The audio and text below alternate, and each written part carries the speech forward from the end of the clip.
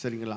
யோவான் சுவிசேஷம் யோவான் 3 யோவான் 1ஆம் அதிகாரம். இதை சப்ஜெக்டுக்கு முன்னாடி நான் போகிற டிப்ஸு ஒரு சில காரியங்கள் சொல்கிறேன். ஒன்று அங்கே போட்டுகள், பிரியமானவனே உன் ஆத்மா வாழுவது போல எல்லாவற்றிலும் வாழ்ந்து சுகமாக இருக்கும்படி என்ன செய்கிறேன், வேண்டுகிறேன். ஆமென். அப்போது ஆத்மா, அப்போது எல்லாவற்றிலும் ஆத்மா வாழுது சொல்லுங்க. ஆத்மா, ஒரு மனுஷன் ஆத்மா வாழுவது போல தான் என்ன செய்ய முடியும், அவன் வாழ முடியும். ஆத்மா எந்த அளவு வாழ்கிறதோ அந்த அளவு தான் அவனுடைய வாழ்க்கை லிமிட் இருக்கும். ஒரு விசுவாசனுடைய அளவு, ஐஸ்வர்யத்தின் அளவு, சமாதானத்தின் அளவு, சுகத்தின் அளவு எப்படி இருக்குன்னா, ஆத்மா சொல்லுங்க, ஆத்மா எந்த அளவு வாழ்கிறதோ அந்த அளவு இருக்கும். ஆமென், ஹல்லேலூயா. தேவன் அந்த அளவு தான் அவங்களை வாழ வச்சிருப்பார். ஆத்மால எந்த அளவு சுகத்தை பற்றி எண்ணங்கள் இருக்குதோ அந்த அளவு சுகமாக இருக்க முடியும். ஆமென். ஆத்மான சொல்ல மனது சொல்லுங்க. ஆமாம், அது சங்கீதம் 103ஆம் சங்கீதத்தில் போட்டிருக்கு. அதோடைய ரெஃபரன்ஸ் பார்த்தீங்கன்னா 103ஆம் சங்கீதம். என் ஆத்மாவை கர்த்தரை சொல்லி அங்கே இருக்குல்ல, அதான். அப்போ மறக்கிறதும் நினைக்கிறதும் ஆத்மாவில் இருக்குது. சிறு குழந்தைகள், பிறந்த குழந்தைகள் அல்லது சிறு பிள்ளைகள் எத்தனையோ பேர் உலகத்தில் மறிக்கிறாங்க. அவங்க இந்துவாக இருக்கலாம், முஸ்லீமாக இருக்கலாம், இயேசு ஏற்றுக்கொள்ளலாம், இயேசு ஏற்றுக்கொள்ளாமல் இருக்கலாம். சரிங்களா? பிறந்த குழந்தை சொல்லுங்கள், நான் சொல்கிறது பிறந்த குழந்தை. ஆமாம், அவர்கள் பிறந்த உடனே மறிச்சிடுறாங்க, அல்லது பிறந்த 5 மாதம் கழிச்சு மறிச்சிடறாங்க, 2 வருஷம் கழிச்சு மறிச்சிடறாங்க. இப்படி பிறந்த குழந்தைகள் மறிக்கும் பொழுது அவங்களுக்குள்ளே மறக்கிறதும் நினைக்கிறதும் ஆத்மா. சொல்லுங்க, மறக்கிறதும் எண்ணங்கள் தான் ஆத்மா. எழுதுங்க, நம்முடைய ஆமாம் நினைவுகள், எண்ணங்கள், இதுதான் ஆத்மான்னு சொல்ல வரும். இந்த எண்ணங்கள் நினைவுகள் எப்போ வரும் அப்படின்னா, ஒரு 10 வயசு 12 வயசுக்கு மேலே, 10 வயசு 12 வயசுக்கு மேலே அவங்களுக்கு எண்ணங்கள் நினைவுகள் உண்டாகும். ஆமாம், அப்போது எண்ணங்கள் நினைவுகள் என்ன இப்போ பார்த்தீங்கன்னா சொல்கிறாங்க, சின்ன வயசுல அவ்வளோ நினைக்கிறான், அவ்வளோ சொன்னதை வச்சு நினச்சி பார்க்குறான், மறக்கிறான். அவங்களை எப்போ மறக்கிறதும் நினைக்கிறதும் எப்போ வருதோ அப்போ ஆத்மா ஸ்டார்ட் ஆயிடுச்சு. அங்கே அங்கே அங்கே ஆத்மா உண்டாயிடுச்சுன்னு அர்த்தம். அப்போ பிறந்த குழந்தைகளுக்கு ஆத்மா என்ன, அவங்களுக்கு நினைப்பும் கிடையாது.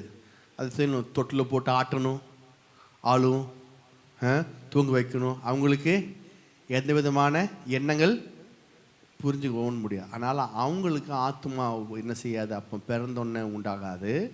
அவங்களுக்கு எப்பொழுது நினைக்கிறது, மறக்கிறது, நினைக்கிறது ரெண்டும் வருதோ அப்போ ஆத்மா அவங்களுக்குள்ளே உண்டாயிரும். சரிங்களா? அப்போது சிறிய குழந்தைகள், பிறந்த குழந்தைகள், அவர்கள் எப்போ மறித்தாலும் பரலோகத்துக்கு போக முடியும்.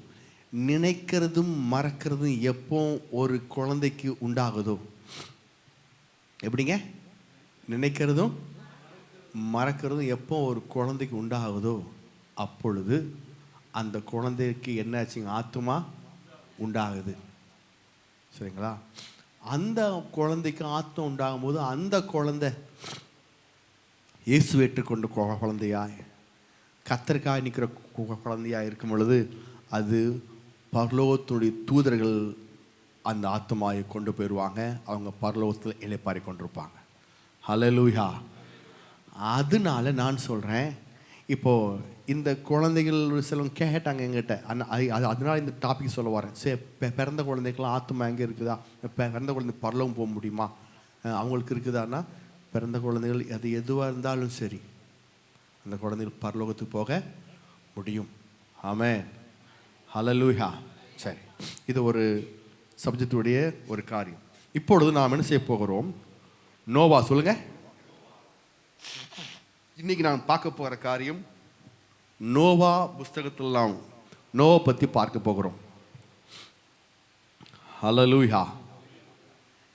நோவா உடைய பகுதி எங்கே இருக்குது என்றால் ஆதியாகமம் புஸ்தகம் 6ஆம் அதிகாரத்தில் போடப்பட்டுள்ளது. ஆதியாகமம் புஸ்தகம் 6ஆம் அதிகாரத்தில் இருக்கிறது.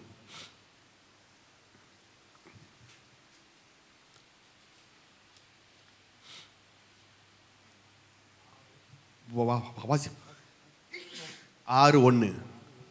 மனுஷர் பூமியின் மேல் பெருகத் துவங்கி அவர்களுக்கு குமாரத்திகள் பிறந்தபோது தேவகுமாரர் மனுஷகுமாரத்திகளை அதிக சௌந்தரியம் உள்ளவர்கள் என்று கண்டு அவர்களுக்குள்ளே தங்களுக்கு பெண்களை தெரிந்து கொண்டார்கள். இப்போ பெண்களை தெரிந்து கொண்டார்கள். அப்பொழுது கர்த்தர் என் ஆவி என்றைக்கும் மனுஷனோடே போராடுவதில்லை, அவன் மாம்சத்தானே, அவன் இருக்க போகிற நாட்கள் 120 வருஷம் என்றார். அப்போ இங்கே நோவா என்ற ஒரு மனுஷன் இருக்கிறான், சரிங்களா? அவன் பெயர் நோவா என்று விட்டிருக்கு. அது எங்க இருக்கு? ஆதியாகமம் 5ஆம் அதிகாரம் 29ஆம் வசனம். கர்த்தர் சபித்த பூமியிலே நமக்கு உண்டான வேளையிலும் நம்முடைய கைகளின் பிரயாசத்திலும் இவன் நம்மை தேற்றுவான் என்று சொல்லி அவனுக்கு நோவா என்று பெயரிட்டான். அவனுக்கு நோவான்னு அர்த்தம் இவன் நம்மை தேற்றுவான், இவன் நம்மை தேற்றுவான், அதான் நோவா. இப்போ இந்த ஆண்டவர் பார்க்குறாரு, பூமியை பார்க்குறாரு. பூமியில் என்னாச்சு? மனுஷர் பூமியின் மேல் பெருக துவங்கி அவர்களுக்கு குமார்த்திகள் பிறந்தபோது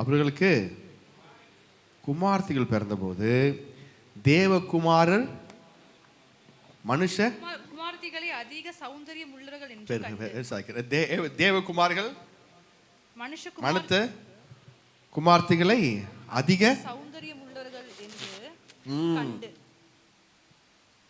அப்போ என்னாச்சு? இங்க இந்த சிலவளுக்கு இது புரிய மாட்டேங்குது இந்த வசனம். அதான் தேவகுமாரர்கள் மனுஷகுமாரத்தின்னு போட்டிருக்கு. அப்பனா யாரு? ஒன்றும் இல்லை. ஆதியாகமம் புஸ்தகம் 4ஆம் அதிகாரம் 16ஆம் வசனம் 16. அப்படியே காயின் கர்த்தருடைய சந்நிதியை விட்டு புறப்பட்டு ஏதேனுக்கு கிழக்கான நோத் என்னும் தேசத்தில் குடியிருந்தான். காயின் போதும், அவன் என்ன பண்ணிட்டான்? கர்த்தருடைய சந்தை விட்டு புறப்பட்டு. யாரு? காயின் என்ன பண்ணிட்டான்? தேவ சந்ததி விட்டு புறப்பட்டு போயிட்டான். அவன் இப்போ தேவ சந்ததி இல்லை. இப்போ தேவ சந்ததியினால பெற்றெடுத்தப்பட்ட மகன் யார்? அவன் தான் சேத்து. யாருங்க? சேத்து. சேத்து அப்படின்னா அதே 4ஆம் அதிகாரம் கடைசி வசனம். சேத்துக்கும் ஒரு குமாரன் பிறந்தான். மேல பின்னும் ஆதாம் தன் மனைவி அறிந்தான், ஒரு குமாரனை பெற்று கொலை செய்த ஆபேலுக்கு பதிலாக தேவன் எனக்கு வேறொரு புத்திரனை கொடுத்தார் என்று சொல்லி அவனுக்கு சேத் என்று பெயரிட்டாள். சேத்துக்கும் ஒரு குமாரன் பிறந்தான், அவனுக்கு ஏனோஸ் என்று பெயரிட்டான். அப்பொழுது மனுஷர் கர்த்தருடைய நாமத்தை தொழுது கொள்ள ஆரம்பித்தார்கள். இங்க நோவா சேத்து பிறக்கும் பொழுது சேத்துரி சந்ததி தான் நோவா. பாருங்க, இந்த சேத்துரி சந்ததி நோவா. இந்த நோவா எப்படி இருக்கார் அப்படின்னா, சேத்து எப்படி இருக்கிறாரு? தேவ சன்னதியில தேவன் அவன் சேத்து பிறந்தோடனே தேவனை அவர்கள் தொழுது கொண்டார்கள், தொழுது கொள்ள ஆரம்பிச்சாங்க. ஹல்லேலூயா. அப்போ காயின் சந்ததி தேவ சமூகத்தில் இல்லை. அப்போ தேவகுமார்கள் என்றால் என்ன? சேத்தின் சந்ததி. சொல்லுங்க, சேத்தின் சந்ததி தான் தேவகுமார்கள். மனுஷகுமார்னா யாரு? காயினுடைய சந்ததி. ஏன்னா இவங்க நோத் என்று என்ன அர்த்தம் அப்படின்னா, நோத் அப்படின்னா அர்த்தம்னா மனம் போல வாழ. சொல்லுங்க, மனம் போல் வாழுகிற வாழ்க்கை, அதுதான். அப்போ மனம் போல வாழுகிற வாழ்க்கை தான் மனுஷகுமாரர். சொல்லுங்க, மனுஷகுமார்கள் அப்படின்னா மனம் போல் வாழுகிற வாழ்க்கை. அவர்கள் கர்த்தருடைய பிள்ளைகள் அல்ல. அப்போ கர்த்தருடைய சந்நிதியில் இல்லாத ஒரு மனுஷன் தான் காயினுடைய சந்ததி. கர்த்தருடைய சந்ததியில் இருக்கிற ஒரு மனுஷன் தான் சேத்துடைய சந்ததி. இந்த சேத்துடைய சாந்ததிக்கும் காயினுடைய சாந்ததிக்கும் அதான் இங்கே போட்டிருக்கு, தேவகுமாரர் மனுஷகுமார்த்திகள் அதிக சௌந்தரியமுள்ள என்று கண்டு. ஆதியாகமம் 6:2 போட்டிருக்கு. அப்போ இது யார் இவங்க அப்படின்னா, காயினுடைய சந்ததியும் சேத்துடைய சந்ததியும். இவங்க 2 பேரும் பெண் கொண்டு பெண் எடுத்தனால தான் என்னாச்சு, ஆட்டோமேட்டிக்காக அங்கே கர்த்தருக்கு இஷ்டம் இல்லாமல் போயிடுச்சு.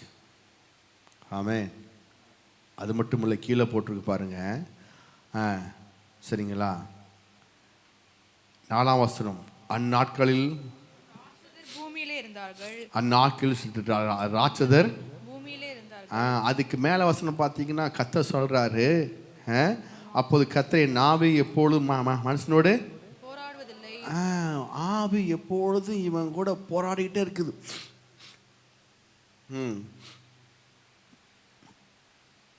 போராடுவதில்லை. இவன் மாம்சந்தானே.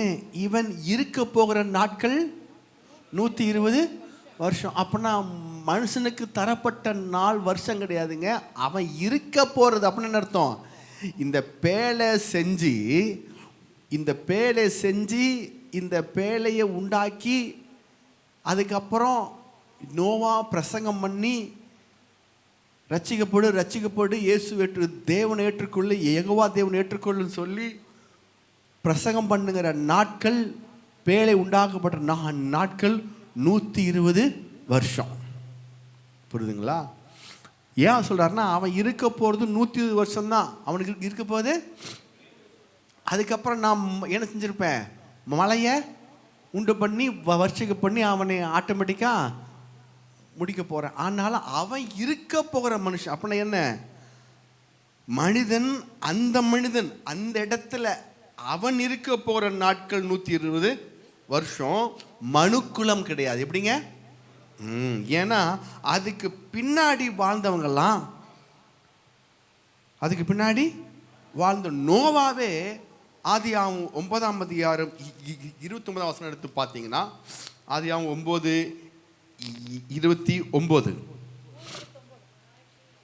ஆதியாகமம் 9:29 வாசிங்க. நோவாவின் நாட்களெல்லாம் 950 வருஷம். போதும். எத்தனை வருஷம்?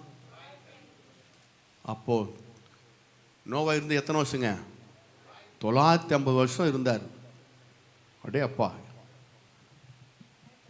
எப்படி 950 வருஷம்? ஆமாம், இன்னொரு 50 வருஷம் ஆனால் 1000 வருஷம் ஆச்சு. ஆமென். புரியுதா புரியலிங்களா? அப்போனா அங்கே சொல்லியிருக்காருல்ல 120 வருஷம். 120 வருஷம் என்ன அர்த்தம்? அந்த மக்கள் எப்படிங்க, அந்த மக்கள் இருக்க போகிற ஆண்டு 120 வருஷம் இருப்பேன். நீங்கள் பிரசங்கம் பண்ணணும்னோவா 120 வருஷங்க அப்புறம் என்ன செய்வேன், நான் பூமியை அழிச்சிடுவேன். அதுக்கப்புறம் நோவா இருந்தார். நோவா இருந்த வருஷம் எத்தனை வருஷம்? 950. அப்போ அங்கே இந்த வசனம் சொல்லப்பட்டதுக்கு காரணம் என்ன? நமக்கு மனுக்குலத்துக்கு அல்ல, அங்கே இருக்க போகிற மனுஷனுக்கு. சரி, அதுக்கப்புறம் இங்கே போட்டிருக்கு, அந்நாட்களில் 4ஆம் வசனம், அந்நாட்களில் ராட்சர்கள் பூமியிலே இருந்தார்கள். பாருங்க ஐயா, ராட்சகர் இருக்காதுங்க ஐயா. எப்படிங்க? ராட்சகர் கண்டிப்பா ராட்சகர் இருக்கணும். ஆமென், ஹல்லேலூயா. நாம் எத்தனை வருஷம் இருக்கலாம்? நமக்கு குவிரிக்கப்பட்டு நம்ம சொல்கிறதெல்லாம், இந்த உலகம் சொல்கிறது 70 80ன்னு சொல்லி பழக்கம். 80 ஆயிடுச்சுங்க, இனிமேல் காடு வாங்க வீடு போகும்போதுங்க 80 ஆகி போச்சுங்க அப்படின்னு. 80 மீறினா 90, மீறினா 100. எங்கள் மாமியார் வீட்டு, எங்கள் அக்கா வீட்டில் போயிருந்தீங்கன்னா அவங்கள 100 சர்வசாரமாக இருக்கிறாங்க எல்லாம். பல்லு கீழே விழுகலை, முடி நரைக்கலை, ஹலோ, பல்லு கீழே இல்லைல்ல, முடி நரைக்கல, 100 வயசு இருப்பாங்க, நடந்துட்டு இருப்பாங்க. ஆமே, கடையா படுக்கலை. ஹல்லேலூயா. அப்போது 100ன்னு வச்சுக்கோங்க. இப்போ நாம் 100 வயசு வாழ்கிறவங்க எத்தனை அடி நம்ம ஹைட் இருக்கிறோம்? எத்தனை அடி சொல்லுங்கள்? 6 அடி இருப்போம். 4, 6, 6 அடி. 100 வயசு வாழ்கிற நாம 6 அடி இருக்கிறோம். அவங்க எத்தனை வயசு வாழ்கிறாங்க? 950. சொல்லுங்கள். அப்போ வந்து எத்தனை அடி இருப்பாங்க அவங்க? கொஞ்சம் யோசித்து பாருங்கள். 100 வயசு வாழ்கிற நாமளே 6 அடி இருக்கிறோன்னா 950 வயசு படி வாழ்கிறவங்க அவங்க எத்தனை அடி இருப்பாங்க? வேத ஆக்கியம்னு சொல்கிறாரு, ஒவ்வொரு மனுஷனும் 30 அடி இருப்பாங்களா? எப்படி நினச்சிப்பாங்க? 30 அடி இருப்பாங்க. பெண்கள் எல்லாம் சராசரி சும்மா சாதாரண பெண்கள்லாம் 15 அடி 18 அடி இருப்பாங்களாம். ஹல்லேலூயா. ஏன்னா அவங்க அவங்க வாழ்கிற எத்தனை வருஷம்? 950. இப்போ நீங்கள் ராமநாதபுரத்தில் போனீங்கன்னா, எங்கிட்ட யூடியூப்பில் போட்டு வரேன், ராமநாதபுரத்தில் போட்டிங்கன்னா அவங்க ஒரு ஒரு மசூதி இருக்குது, தர்காமாங்க பாருங்கள். அங்கே ஒரு தர்கா இருக்குது. அங்கே வந்து காயின் ஆபேல் அவங்களுடைய கலரை அங்கே இருக்குன்னு சொல்லி அவங்க செய்கிறாங்க, நம்புகிறாங்க. அங்கே நம்புகிறாங்க. ராமநாதபுரத்தில் தர்காவில் யூடியூப் போய் ராமநாதபுரம் காயின் ஆபேல் தர்கானா உடனே வந்துடும். அதில் உடனே வந்துடும். அந்த தர்காவில் அந்த அவங்களுடைய இது பார்த்திங்கன்னா, அவங்கள 2 பேர்த்தையும் புதைச்சிருக்காங்களாம். அந்த புதைச்சிருக்கக்கூடிய நீளம் பார்த்திங்கன்னா ஒவ்வொருத்தருக்கு 18 அடி, இன்னொருத்துக்கு 15 அடி. அந்த அடி ஹைட்டு. எது? அவங்கள புதைச்ச அந்த கலருடைய நீளம் அப்படின்னு சொல்கிறாங்க. அங்கே இருக்குது காயின் ஆபேலுடைய கலரை. அது உண்மையாக பொய்யா எனக்கு தெரியாது, ஆனால் அவங்க அப்படி வச்சுருக்காங்க. அப்போது எத்தனை அடி ஹைட்டாக இருப்பாங்க பெண்கள்? ஆண்கள் எத்தனை அடி? 30 அடி. அப்போ அவங்கள பார்த்தா வேதனை சொல்லுது, அவங்கள பார்த்தா ராட்சரிகள். சொல்லுங்கள். அவங்கள பார்த்தா ராட்சதமாக இருப்பான். சும்மா ஒரு 5 அடி நல்லா ஹைட்டில் ஒயிட்டு எப்படி இருப்பாங்க? 30 அடி ஹைட்டு இருந்தா எப்படி இருப்பாங்க அவங்க? அந்த காலத்து மக்கள் அப்படி தான் வாழ்ந்தார்கள். ஏன்னா அவங்க வாழ வேண்டிய வயசு 950, அதுக்கு மேலே ஐயா. இதில் பார்த்தீங்கன்னா ஒவ்வொருத்தரும் 930, 912, 905 எல்லாமே எடுத்து வாசிங்க. ஆதியாகமம் 5ஆம் அதிகாரம் 5ஆம் வசனம். ஆதாம் உயிரோடு இருந்த நாளெல்லாம் 930 வருஷம் அவன் மரித்தான். 930 சேர்த்து அவனோட பையன் சேர்த்து, அதாவது 8ஆம் வசனம் 8. சேத்துடைய நாளெல்லாம் 912 வருஷம். 912 வருஷம். அதனுடைய பையன் 12ஆம் வசனம் 11ஆம் வசனம் இருக்கிறேன். நாளெல்லாம் 905 வருஷம். 905 சரிங்களா? 14. கேனானுடைய நாளெல்லாம் 910 வருஷம். 910. இது 20ஆம் வசனம். ஆதியாகமம் 20ஆம் வசனம். யாருடைய நாளெல்லாம் 962 வருஷம். மெத்துசலா 27ஆம் வசனம். மெத்துசலா நாளெல்லாம் 969 வருஷம். கேப்பா இல்லை எத்தனை வருஷம்? எல்லாம் 900 மேலே தான்.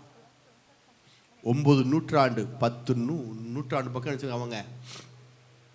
ஏன் அவங்க அப்படி வாழ்ந்தாங்க? நாமே அப்படி வாழ முடியல. ரொம்ப நாம காற்று தண்ணி சரியில்லைங்க, அதல்ல, மைண்டு சரி. சொல்லுங்க, மைண்டு சரியில்லை. ஹல்லேலூயா. அவங்க எப்படி சாகுதுன்னு அவங்களுக்கு தெரியல. எப்படி? ஆமாம், எவன் முன்னாடி செத்தா தானே, யாரும் செத்தது பார்த்தது. அதனால அவங்களுக்கு அந்த சாவுங்கிற எண்ணமே அவங்க மனதில் பதியல. அதனால தான் அந்த எண்ணத்துக்குள்ளே போகலை. அதனால தான் அவங்க 930 வருஷம் வாழ்ந்துட்டே இருந்தாங்க. ஆமே. நமக்கு என்ன சொல்லி கொடுத்துட்டாங்க? பேச்சில் ஏன் தான் வாழ்கிறோமோ, செத்துறஞ்சா பரவாயில்ல, சும்மா இந்த பொழப்புக்கு சாவலாம். நாம் தடிக்குள்ள என்ன சொல்லிட்டு இருக்கிறோம்? என்ன பேசுகிறோம்? என்ன பேசுகிறோம்? அதான் 666 அங்கெல்லாம் இருக்கும். 4 அடியெல்லாம் பார்த்தீங்கன்னா ரொம்ப பேசுவாங்களாட்டிருக்கு. அப்போனா 4 அடியெல்லாம் ரொம்ப பேசுவாங்களாட்டிருக்கு. சாப்பிட்றேன்னு 4 அடி 6 அடியெல்லாம் என்ன அர்த்தம்? அப்போனா அவங்க பேசி பேசி ஹைட்டு கிட்டு குட்டையாயிருச்சு. நல்லா இருந்தான் மனுஷன். 30 அடி இந்த மனுஷன் பேசி பேசி முதல்ல அப்படியே குட்டி ஆகிட்டான். அதுக்கப்புறம் வருஷம் போயிடுச்சு. ஏன்? வாயினால் அறிக்கிறது. ஏன் அறிக்கிட்டான்? அவனுக்கு சாவை நம்மால் ஏகப்பட்ட சாவை பார்த்தங்காட்டி நமக்கு மைண்டில் சாவு. இப்பவும் பாருங்க எப்படி மைண்ட் நமக்கு பதிஞ்சிருச்சு. எப்படி 15 ஒரு 75 வயசான அவங்கள்ட்ட கேட்டு பாருங்க, இதுக்கு மேலே என்னங்க வாழ்க்கை? 75 ஆச்சுங்க. அதுக்கப்புறம் ஆமாம், அதுக்கப்புறம் போக வேண்டியதாங்க. ஹல்லேலூயா. சேர்த்து நோவாலாம் கல்யாணம் முடித்த வயசு 150 வயசு. எப்படிங்க கல்யாண வயசு? எப்படிங்க 150 வயசு தான் கல்யாணமே பார்க்குறான். பொண்ணு பார்க்கலாம்ப்பா, வயசு 150 ஆச்சு. இப்போ தான் பையன் இருக்கா, ஜடமாயிட்டான். 150 வயசில் அவன் கல்யாணம் பண்ணுறான். சரிங்களா? நாம் என்ன செய்கிறோம்? நாம அவ்வளோதான், கொஞ்சம் தானாலே முடிஞ்சு போச்சு. பூம்புரம் அங்கிள்ங்கிறாங்க நம்மளை பார்த்து. தாத்தாங்கிறான், பாட்டிங்கிறான், பெருசு அப்படிங்கிறான், என்னென்னமோ பேர் வைக்கிறான் நம்மளை பார்த்து. என்ன நம்மக்கிட்ட அப்படியே பேசி பேசி பழகிருச்சு. பேசி ஆமாம், இதெல்லாம் ஒரு வயசே இல்லை, இதெல்லாம் ஒரு நம்பர் தான், ஒன்றும் இல்லை. 950 முடி வாழ்ந்துருக்கான். பழைய உடன்படிக்கையில் ஒரு மனுஷன். எப்படிங்க மனுஷன் வாழும்போது நான் ஏன் வாழ முடியாது? நான் இயேசு ரத்தத்தையும் சைத்தையும் புசிக்கிற நான் அதுக்கு மேலே வாழணுங்கிறது யாரும் பிரசங்கம் பண்ணதில்லை. யாரும் பிரசங்கம் பண்ணதில்லை, கேட்டதும் கிடையாது. ஹல்லேலூயா. அப்போ மனுக்குலம் அவங்களுடைய எண்ணங்கள் எந்த அளவு பெருசா இருக்கோ அந்த அளவு வாழ முடியும். மனுக்குலத்துக்கு கர்த்தர் இந்த வயசுன்னு சொல்லி செய்யல, சொல்லலை. அல்ல பாஸ்டர், சங்கீதம் போட்டிருக்கு, எடுத்து வாசிங்க. சங்கீதம் சொல்லுவார் ஒருத்தர், சங்கீதம் 90 எடுத்து வாசிங்க, அங்க போட்டிருக்கு. சங்கீதம் 90.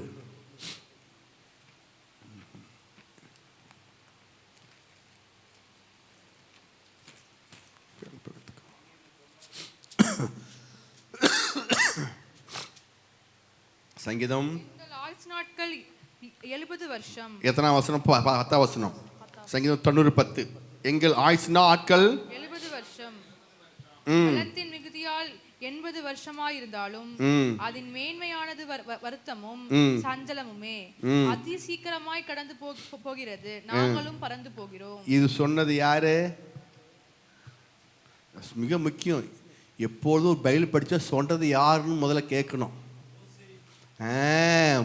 மோசேவுடைய புலம்பல். இவனுங்களோட தொல்லை தாங்க முடியல. மோசே என்ன வனாந்தரத்தில் கூட்டுந்தா இருப்பாருங்க. மோசைக்கு எடுத்து வாசிங்க, மேலே வாசிங்க ஜெபம். அந்த சங்கீதம் 90ஆம் சங்கீதத்தினுடைய பிராக்கெட்டில் வாசிங்க. பிராக்கெட்டில் போட்டிருக்கா? தேவனுடைய மனிதனாகிய மோசேயின் ஜெபம். தேவனுடைய மனிதனாகிய மோசேயின் ஜெபம். சங்கீதம் 90ஆம் சங்கீதத்துக்கு பக்கத்தில் பிராக்கெட்டில் போட்டிருக்கும். 1ஆம் வசனத்துக்கு மேலே இருக்கும் பாருங்க. தேவனுடைய மனுஷனாகிய மோசேவுடைய ஜெபம். மோசே ஜெபிக்கிறார், ஆண்டவரே 70-80 தான் இந்த மக்கள் தூக்கி போயிட்டு இருக்கிறோம், ஒன்றும் செய்ய முடியும், ஒரே தொல்லை. அப்படி ஜெபிச்சவர் எத்தனை வருஷம் வாழ்ந்தாரு? 20 வருஷம். எத்தனை வருஷம்? 120 வருஷம் இருந்தார். சொன்னவரே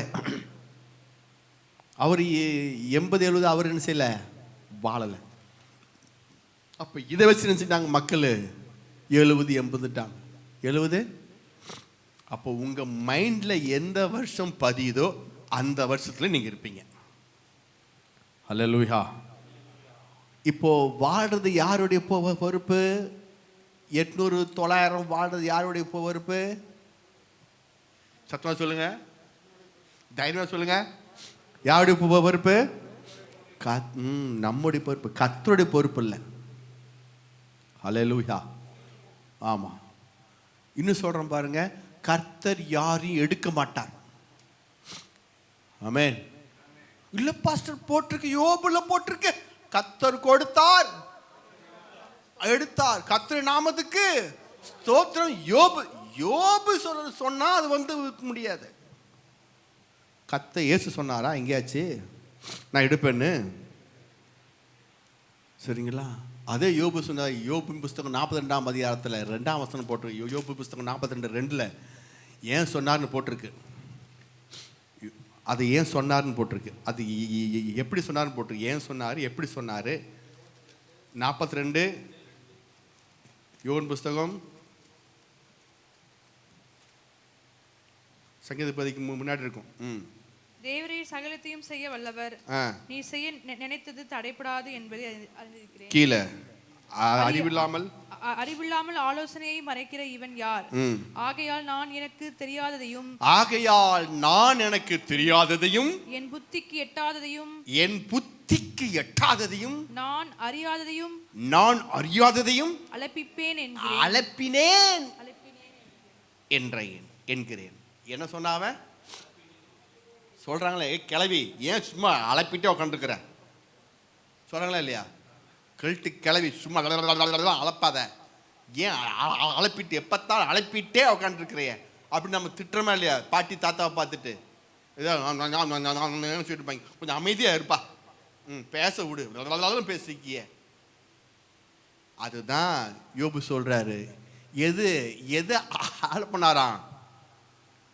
கர்த்தர் கொடுத்தார், கர்த்தர் எடுத்தார், கர்த்தர் நாமத்துக்கு ஸ்தோத்திரம் சொன்னது. என்ன சொல்றாரு யோபு?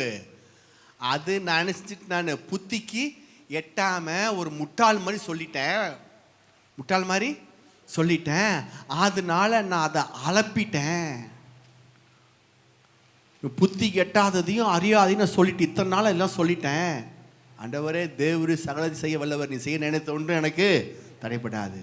நீங்க நல்லவங்க. அதை வச்சுக்கிட்டு அவன் முட்டாள் மாதிரி சொன்னதை வச்சுக்கிட்டு அவன் பைத்தியக்கார மாதிரி பேச வச்சுக்கிட்டு நம்மளும் பிரசங்கம் பண்ணுவாங்க. கர்த்தர் கொடுத்தார், கர்த்தர் எடுத்தார், கர்த்தர் நாமத்துக்கு ஸ்தோத்திரம் சொல்லுவாங்க எல்லாம் அப்படிம்பாங்க. அது அவர் சொல்றாரு. அந்த வார்த்தை என்ன வார்த்தைங்கிறாரு அவரு? முட்டா பையன் வார்த்தைங்கிறாரு. சொல்லுங்க. நானே முட்டா பையன், எனக்கு முட்டாளாக சொல்லிட்டேன், புத்தியே இல்லை எனக்கு, நான் புத்திக்கு எட்டாததையும் அளப்புனதையும் சொல்லிட்டேன் ஆண்டவரே அப்படின்னு அவர் மன்னிப்பு கேட்கிறார். கீழே வாசிங்க. நீர் எனக்கு செவி கொடும், அப்பொழுது நான் பேசுவேன், நான் கேள்வி கேட்பேன், நீர் எனக்கு உத்தரவு சொல்லும். என் காதினால் உம்மை குறித்து கேள்விப்பட்டேன், இப்பொழுதோ என் கண் உம்மை காண்கிறது. ஆகையால் நான் என்னை அருவருத்து சொல்லுங்க. இப்படி பேசிட்டேன், கர்த்தர் கொடுத்தார், கர்த்தர் எடுத்தார், ஐயோ தப்பா அருவருக்கிறேன், பேசின வார்த்தையை அருவருக்கிறேன். அடுத்த வாசனம் ஒன்று இருக்கு பாருங்க. தாயின் வயிற்றில் அதெல்லாம் பொன்மொழிகள் கேட்டது இல்லையா? யோபின் புஸ்தகம். ஆமா, யோபு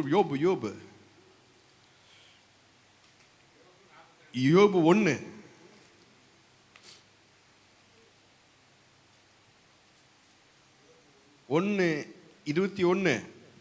நிர்வாணியாய் என் தாயின் கற்பத்திலிருந்து வந்தேன், நிர்வாணியாய் அவிடத்துக்கு திரும்புவேன். கர்த்தர் கொடுத்தார், கர்த்தர் எடுத்தார், கர்த்தர் நாமத்துக்கு ஸ்தோத்திரம். எதுக்கு ஸ்தோத்திரம் போடுறாரு?